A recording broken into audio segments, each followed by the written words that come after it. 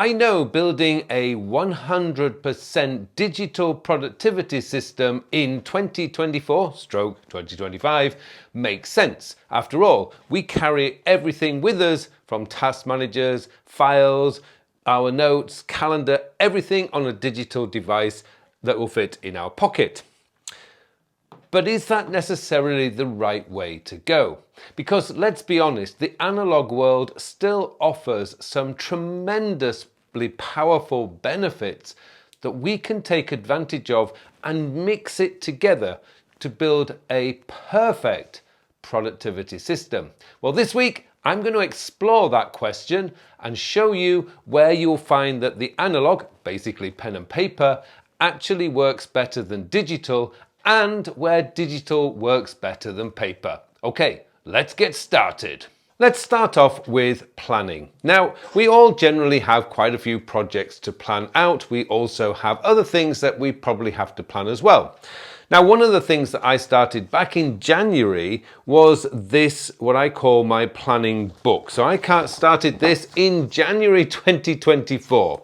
And essentially it is full, I don't know if you can see this, but it is full of plans, including my weekly planning, project planning, everything that I've done this year, project-wise, weekly planning-wise, even these YouTube videos are all now planned in this planning book. Now, I'm recording this middle of November. I believe there's probably going to be enough space to fill this book in 1 year. So that means after 10 years, I'm going to have 10 of these A4 notebooks. Now I'm using a Rhodia. Next year I'm going to be changing to the Manuman Nemesine notebooks. I just love the way they work better with my fountain pens. But that aside, this has just been a tremendous tool that I've basically just kept on my desk, at the side of my desk. Every time I need to do some kind of planning, I just get this notebook, write the details up at the top, and then I just start planning. Now, this is really the initial planning stage. No screens, nothing, no distractions. Just allow that constant flow of thinking and thoughts just down on paper. These days now, I just turn my phone off when I'm doing this, and I just usually give myself 30 minutes, 40 minutes, sometimes an hour to really go deep into the thinking behind whatever I'm working. It's brilliant because even if I was so inclined, I could take this little notebook with me, a couple of pens, a highlighter, and head out to a coffee shop or a cafe, or just go downstairs into the dining room just for a change of place. It's brilliant. Don't need to worry about batteries. Everything is here and it's all contained within this notebook. Now, the second part to this is, where does the digital side of this comes in? Well, once I've done the initial planning, everything that I do output-wise is going to be digital, whether that's writing, whether that's creating a video like this, or doing my podcast. Everything ultimately output-wise is digital, and you're likely to find the same in your life too, because if you're working in an office, it's probably going to be an email, it might be a report, it might be a presentation, whatever it is, the chances are the output is going to be in a digital format, and that's fine. What you need to do once you finish your planning is just pick up your phone, open up your notes app, whatever notes app you're using, and you can scan this into your notes. Now you've got all that initial thinking, all that initial ideas, all down on paper. It's now into your digital system. Now, what I generally do is I put this initial planning note at the bottom of my note, whatever it is. It could be a project, a video, whatever. Well, these days I don't do it on videos, but project notes, whatever. And then I will take out the key parts, the next steps, everything else will go on top. So now I've turned this into the digital, because now I don't want to carry this with me everywhere I go. So once it's scanned in, it's now accessible on my phone, my laptop, my iPad, whatever. It's there, it's accessible wherever I am in the world. But I've used the power of the paper to actually get my initial thoughts out without the distractions of the screen. That's the first thing that I wanted just to get through. Start your planning on paper. It is just phenomenal what you'll discover when you do that. Next up would be the calendar. Now, I have tried using a Franklin planner in the last few months to see if I could make that work in 2024. Now, basically it does work. It works incredibly well on a task level basis. But when it comes to the calendar, it doesn't work so well because these days everybody's using digital calendars. I mean, my wife is using her calendar, I use my calendar. My coaching clients can actually schedule calls through my scheduling service, which is connected to my calendar. So all that back end stuff is going on digitally. I have tried to make the analog calendar work in today's world. It doesn't work as effectively. So where I would say digital tools are always going to be better these days is going to be with the digital calendar. People can schedule appointments. You can share that appointment with somebody. They just need to click on it and it will then put that meeting on their calendar too. So it just makes sense that the digital calendar is going to be better than using a paper-based calendar. Weirdly, I noticed 5 years ago at my dentist that they were using paper calendars. It changed about 5 years ago when they actually went digital. So I don't know if some industries are a little bit behind, but the digital calendar just does make sense. They were able to, once they schedule the appointment for me, they then send me a link and I can actually populate that in my calendar. Similarly, whenever I'm flying, the airline will send me an email confirmation. Where's my English today? Email confirmation, and that is going to then just click on it and it will put all the flight details in the correct time zone in my calendar. So to me, digital calendars are going to be way better than paper-based calendars. Journaling. Now, several years ago, up until last year, I was using Day One digital calendar. It was phenomenal. I used it for 3 solid years. And I wrote so much in it. The problem I found is that I never actually went back to looking at my journal entries. So this year I decided that I would give up on that and I would start using a paper-based journal again. Now this is my current one, and I have to be honest, I have absolutely, throughout this year, I have loved, I'm just going to take these things so those things don't fly out. I have loved writing my paper-based journal in here. Now I'm showing it this way because I don't want to share my intimate thoughts with you, but you can see from here that I have been writing quite a lot in my journal throughout this year. And I honestly have to say, every morning when I wake up, I can't wait to open up this journal and start writing. Now, what I'm doing up here, if you're wondering, you can't see this, I know, but I always keep a checklist of my morning routines here. And then here is the details of my exercise for the day. What did I do exercise-wise? This has just been a phenomenal experience. I have loved every minute of it. And I just get so excited about writing my journal. Now, most of the day I'm only writing a page. It's really all I'm writing. But it's just one of those great things. And by the way, if you're using a fountain pen, I would suggest getting yourself some blotting paper. We call it blotting paper. I don't know what it's called in other countries. This one is from Herbin, or Jacques Herbin. It's actually a card, but I keep that in there almost like a bookmark, but it does mean that I can close my journal very quickly without smudging. And this is just a little souvenir that I've got from somewhere I visited in Korea, again, acting as a bookmark. So that's something that I would say is way better in paper form. But I should also give you a little bit of a story here. Back when Walter Isaacson was writing Steve Jobs' biography, it was back in 2009, 2010, Steve Jobs said, I've got all my journal entries, all my notes that I wrote back in the early 1990s in the mid 1990s when we were developing Next. And obviously Walter Isaacson got very excited about this. Well, 2 weeks went by, 3 weeks went by, nothing arrived from Steve Jobs. And then so Walter Isaacson called Steve Jobs and said, look, hey, you said you're going to send me these journal entries. He said, yeah, I've got a slight problem. They're all typed up in my computer. We've not been able to get them compatible to print them out anymore. Now you're going to think, this is Steve Jobs. He had access to the best engineers, or some of the best engineers in the world, and they were not able to get those digital journal entries out of a computer, and that was only after 20 years.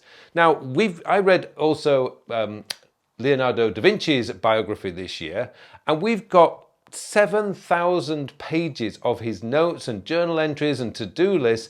That was from 500 years ago. And they were written on paper and they're still readable today.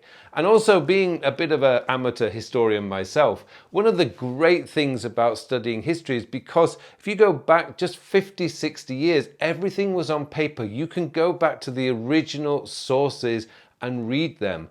I'm not sure we're going to be able to do that in the future now that everything is gone digital. Sure, we've got Apple Notes today, but will Apple Notes that you write today be compatible with whatever Apple Notes is in 20 years' time?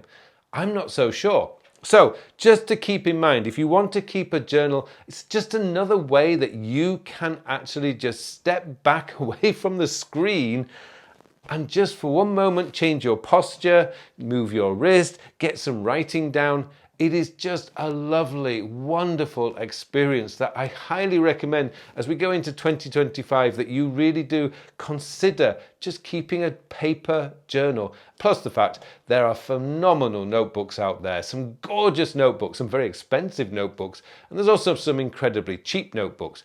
The cost is whatever you want it to be. It's fantastic. Go analog with your journal writing.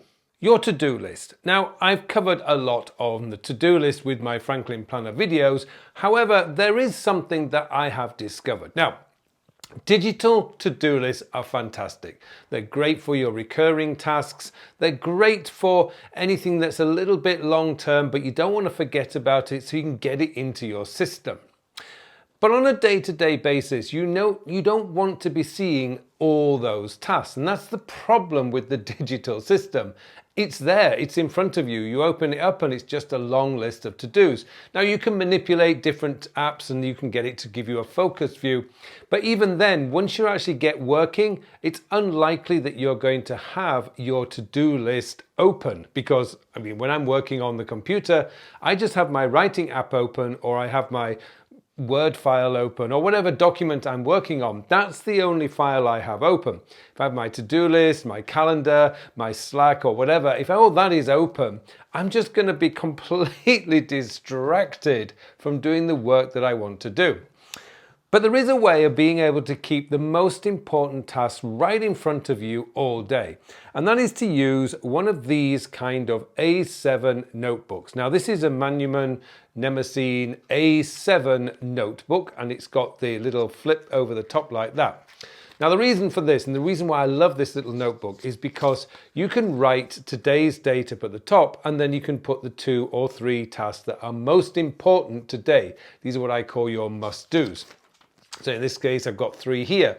Now, the great thing about this is you can then just put this flat on your desk and it's there in front of you, but it's not taking up too much space. It's not really being a distraction, but it's that constant little reminder in between sessions of work that these are the 2 or 3 things that you want to get done that day. And all it takes is about 50 seconds in the morning to take the most important tasks from your digital to-do list and write them out here. This way, whatever happens, you're not going to forget to get stuff done because they're on this little list. It doesn't matter if you've got your Word file open, a PowerPoint file open, or you're just reading or annotating a PDF document. You can have that open on your screen, but right here, every time you look down, you've got that little reminder that these are your must-dos today. It's superb, but you're only ever really going to get that in a analog system, because if you try to use that on your phone or you try to use it on an iPad, the screen turns off, so you're tapping and tapping and then you've got notifications coming up. The great thing about this is no notifications, no battery, nothing to worry about. It's just you, a pencil, a pen, whatever, just write it down. And you can get these for less than $1. You don't have to get Nemesine. You can get cheaper ones. This is about $1.50, but you can get these for like 50 cents probably in the local stationery store, and you can buy a pack of 10 of them. They'll last you forever, but they keep you focused on what's truly important today. Weekly planning. Now, I've been doing weekly planning digitally for probably 10 years, and I was well, I didn't enjoy it, let's be honest. It was basically open up my task list, open up my calendar, look at my notes, looking at the same, it's typeface, basically just looking at a screen for about 30, 40 minutes trying to plan the next week. It wasn't much fun. So beginning of this year, I decided that I would start just 10, 15 minutes doing my weekly planning on a piece of paper like this. Now I draw out a grid. Now I actually pre-created a grid here, so I'm going to show you this in a bigger. So basically I create this grid. Now you can probably see it there. At the top, up here, we have my core work. This is the work that I'm paid to do. This is the work that earns my income. This gets written down first. I don't use a recurring thing because sometimes it changes, but generally this stays the same, give or take 1 or 2 items. Over here, we've got projects and issues, things that may be the projects that I need to work on because a deadline is coming, or any issue that needs resolving. I may need to sort out a problem. I may need to, I think we had one a few weeks ago where I had to sort out my residency permit here in Korea, and I had to drive somewhere. It all gets written on here because it was in my mind. Down at the bottom here, we have personal. These are all the personal things that you need to be taking care of. And then finally the radar, which is a wonderful little extra. Now the radar is basically things that you don't need to take care of next week, but you do need to be aware of.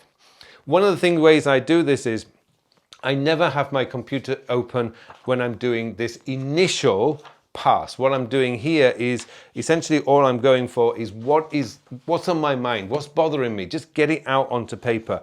And it changes. I mean, this was one from a week before. I've got quite a few in here. See if I can find some of them. Sometimes they get pretty full, like this one got pretty full.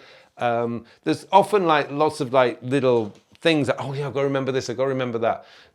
Get it down on paper first. Then I will open up my digital to-do list and I will make sure that all these correct items are in there first. I also check my calendar to make sure my week is realistic, that I don't have like hundreds and hundreds of tasks to do and hundreds of meetings. You know, that would mean I've got an impossible week. So the final part of the weekly planning is to go digital, because then I can see the bigger landscape of what's already committed to. But the paper part idea is just to get what's on your mind off your mind without looking at screens, without being distracted. And I think that's one of the most important things to remember here is pen and paper, or the analog world, is a much more relaxed, slow world. Now, that doesn't necessarily make it great, because sometimes we have to go really quickly, and that's where digital really works. I mean, email is phenomenal if you have a system. I love email because I have a system. But the one thing that I have found is that going back to pen and paper has really helped me to slow down and to think better about what I need to do. What that's created is it's allowed me to remove a lot of items. And my whole philosophy about time management and productivity is elimination, not accumulation. And what that means, in other words, what I'm looking to do is to reduce the amount of stuff, so get rid of the low value stuff and only focus on stuff that is genuinely important. Pen and paper has really allowed me to do that because it's just slowed me down and got me to think better. What you'll find is with screens, you don't think very much because it's just the same. It's fonts, type, it's the same all the time. Whether you use dark background or white background, it doesn't really matter. Whichever format you use, whether you go dark mode or light mode, it's always the same. And that just makes your brain go, ugh. Pen and paper, you can use all sorts of different colors, formats, layouts. You're not stuck like you would be digitally. So hopefully that's given you some ideas. You don't have to go completely digital. There are some things where digital is much better than paper. There are things where paper was much better than digital. The perfect productivity system is a combination of both, using the strengths of both. That's going to help you to get really focused on what is important so that you can eliminate the stuff that isn't important. Now, thank you so much for watching this video. And if you want to learn how my Franklin Planner experiment is going, then this video here is the one to watch next.